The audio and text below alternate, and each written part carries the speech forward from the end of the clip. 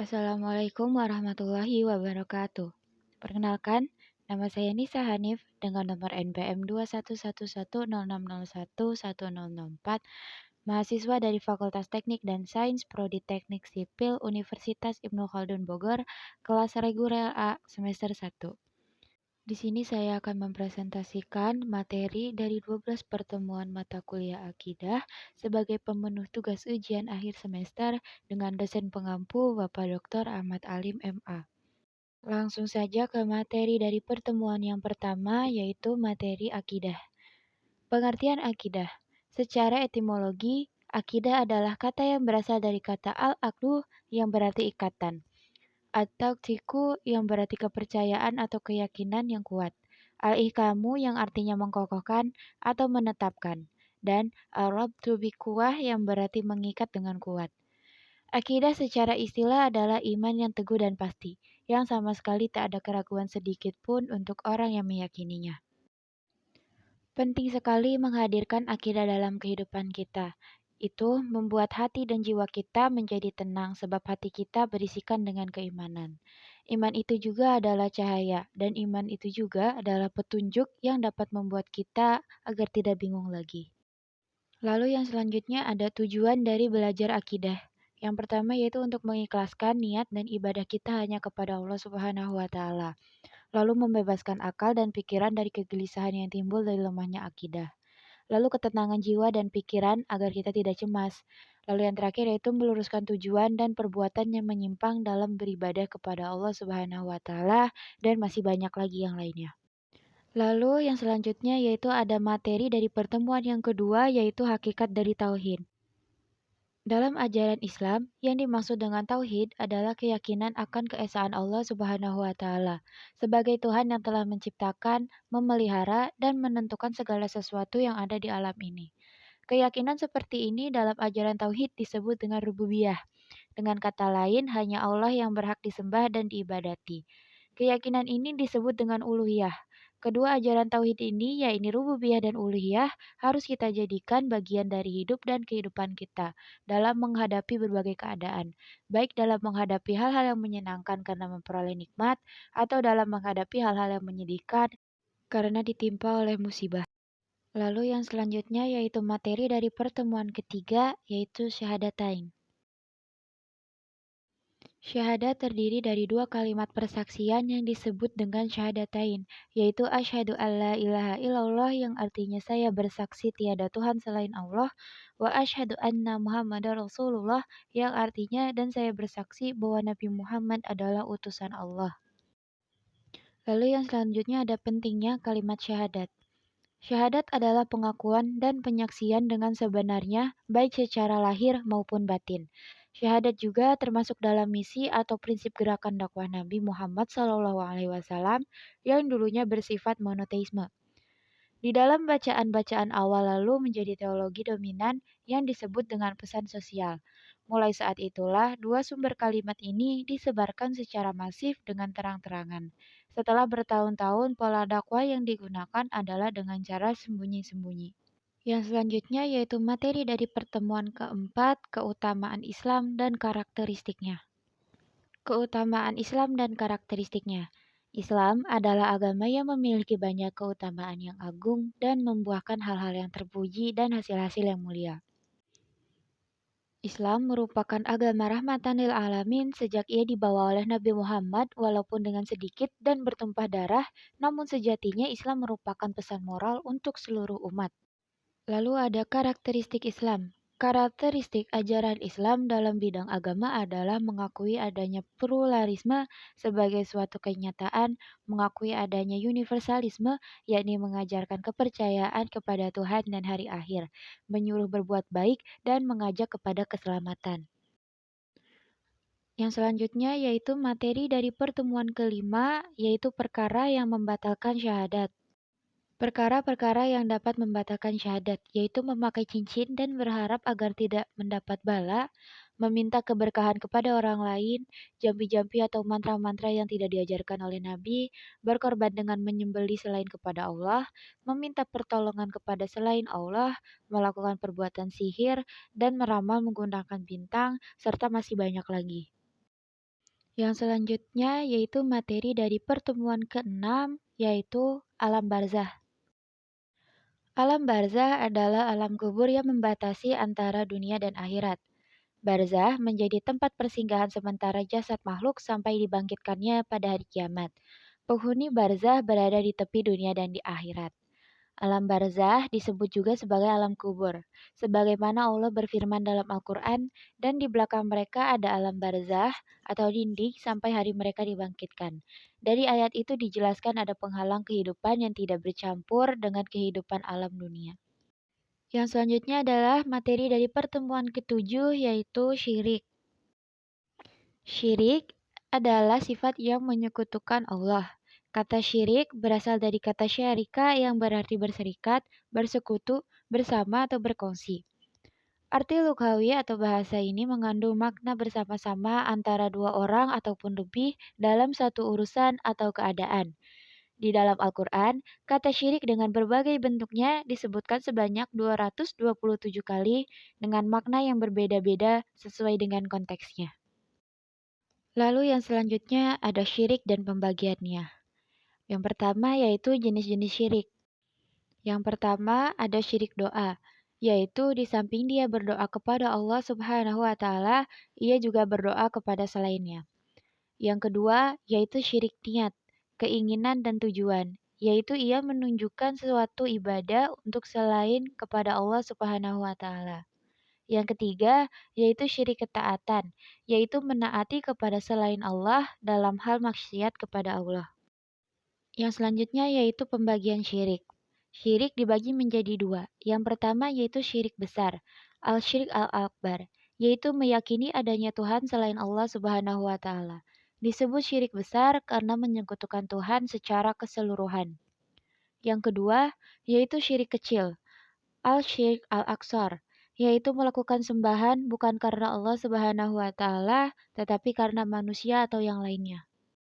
Yang selanjutnya yaitu materi dari pertemuan ke-8, loyalitas di dalam akidah Islamiyah. Loyalitas atau kecintaan dan al-bara, berlepas diri atau kebencian, adalah masalah yang sangat penting dan ditekankan kewajibannya dalam Islam. Bahkan merupakan salah satu landasan keimanan yang agung, yang dengan melalaikannya akan menyebabkan rusaknya keimanan seseorang. Syekhul Islam Ibnu Taimiyah berkata, al-bara'ah bersifat berlepas diri atau kebencian adalah kebalikan dari al-wilayah, loyalitas atau kecintaan. Asal dari al-bara'ah ini adalah kebencian dan asal dari al-wilayah adalah kecintaan. Yang demikian itu karena hakikat tauhid adalah dengan tidak mencintai selain Allah dan mencintai apa yang dicintai oleh Allah. Karenanya, maka kita tidak boleh mencintai sesuatu kecuali karena Allah dan juga tidak membencinya kecuali karenanya. Seorang muslim yang telah mengikrarkan Allah Subhanahu wa taala sebagai Tuhannya dan Nabi Muhammad SAW sebagai Rasulullah harus membuktikan ucapannya itu dalam sikap dan perbuatan sehari-hari sebagai bentuk loyalitas kepada Islam, agama satu-satunya yang diridhoi dan diterima di sisi Allah. Bukti keislaman dan keimanan seseorang adalah adanya amal nyata dalam kehidupan. Karena sebagai muslim dan mukmin bukan sekadar pengakuan kosong dan lip service belaka, tanpa mampu memberikan pengaruh dalam kehidupan seorang muslim. Yang selanjutnya yaitu materi dari pertemuan ke-9, yaitu relevansi antara akidah dan kepribadian seorang muslim. Pada dasarnya, kepribadian bukan terjadi secara serta-merta, akan tetapi terbentuk melalui proses kehidupan yang panjang. Adapun sasaran yang dituju dalam pembentukan kepribadian ini adalah kepribadian yang memiliki akhlak mulia. Tingkat kemuliaan akhlak erat kaitannya dengan tingkat keimanan. Sebab Nabi Muhammad SAW mengemukakan bahwa orang mukmin yang paling sempurna imannya adalah orang mukmin yang paling baik akhlaknya. Al-Quran dan Sunnah merupakan dua pusaka Rasulullah SAW yang harus selalu dirujuk oleh setiap muslim dalam segala aspek kehidupan. Satu dari sekian aspek kehidupan yang amat penting adalah pembentukan dan pengembangan pribadi muslim. Pribadi Muslim yang dikehendaki oleh Al-Quran dan Sunnah adalah pribadi yang soleh, pribadi yang sikap, ucapan, dan tindakannya terwarnai oleh nilai-nilai yang datang dari Allah Subhanahu wa Ta'ala. Beberapa hal penting lainnya juga dibahas dalam penulisan ini, terkait dengan optimalisasi penerapan konsep insan kamil dalam kehidupan sehari-hari. Orang Islam belum tentu berkepribadian Muslim. Kepribadian Muslim adalah seperti digambarkan oleh Al-Quran tentang tujuan dikirimkannya Rasulullah Shallallahu Alaihi Wasallam kepada umatnya, yakni menjadi rahmat bagi sekalian alam. Oleh sebab itu, seseorang yang telah mengaku Muslim seharusnya memiliki kepribadian sebagai sosok yang selalu dapat memberi rahmat dan kebahagiaan kepada siapapun dan dalam lingkungan bagaimanapun. Taat dalam menjalankan ajaran agama, tawadu, suka menolong, memiliki sifat solih, sayang, dan tidak suka menipu atau mengambil hak orang lain, serta tidak suka mengganggu dan tidak merugikan orang lain. Yang selanjutnya yaitu materi dari pertemuan ke-10, akidah dan toleransi. Toleransi dalam Islam memiliki batasannya yaitu akidah. Islam mengedepankan sikap toleransi. Namun, toleransi dalam Islam memiliki batasannya yaitu akidah yang merupakan hal yang sangat prinsipil bagi muslim sejati. Prinsip ini harus dipertahankan karena akidah adalah harga mati yang tidak boleh tawar-menawar. Namun, saat ini sebagian muslim dengan mudahnya mengucapkan selamat kepada umat agama lain yang melaksanakan hari agung mereka. Mengucapkan dengan sukarela atas nama toleransi, tanpa ada yang memaksa atau mengancam nyawanya. Sepakat para ulama bahwa mengucapkan selamat hari raya kepada umat agama lain seperti selamat Natal adalah haram. Ujar Ustadz Dr. Abidal Muhammad Yati, LCMA, Ketua Bidang Pendidikan Dewan Dakwah Islamiyah Aceh, saat mengisi pengajian rutin Kaukus Wartawan Peduli Syariat Islam atau KWPSI di Rumah Aceh Kopi Luwak Julingke, Rabu 20.12.2017 malam. Lalu yang selanjutnya yaitu materi dari pertemuan ke-11, Tauhid, Pancasila, dan Teodemokrasi. Yang pertama ada pengertian Tauhid. Tauhid adalah akidah bawaan manusia. Arti Tauhid diketahui sebagai ilmu yang mempelajari tentang sifat keesaan Allah. Dengan makna Allah itu, satu, zat yang memiliki segala kesempurnaan dan tidak ada satupun yang bisa menggantikannya. Lalu, yang selanjutnya adalah pengertian dari Pancasila. Pancasila adalah dasar negara serta falsafah bangsa dan negara Republik Indonesia yang terdiri atas 5 sila. Yang selanjutnya ada pengertian dari teodemokrasi, yaitu terdiri dari gabungan kata teologi yang berarti agama dan demokrasi yang terdiri dari kata demos berarti rakyat dan kratein yang berarti kekuasaan. Sistem teodemokrasi ini dicetuskan oleh Abul A'la al-Maududi dalam The Islamic Law and Constitution atau Hukum dan Konstitusi Sistem Politik Islam yang menyebutkan bahwa Islam ditinjau dari segi filsafat politik merupakan antitesis sejati dari segi sistem demokrasi barat. Landasan-landasan filosofis demokrasi barat adalah kedaulatan rakyat.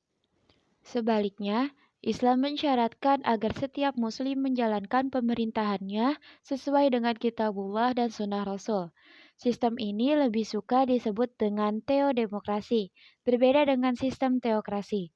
Dalam sistem teokrasi yang pernah jaya di Eropa, agama dan Tuhan hanyalah memberikan stempel pada sekelompok orang yang mengeksploitasi masyarakat untuk mencapai tujuan sendiri.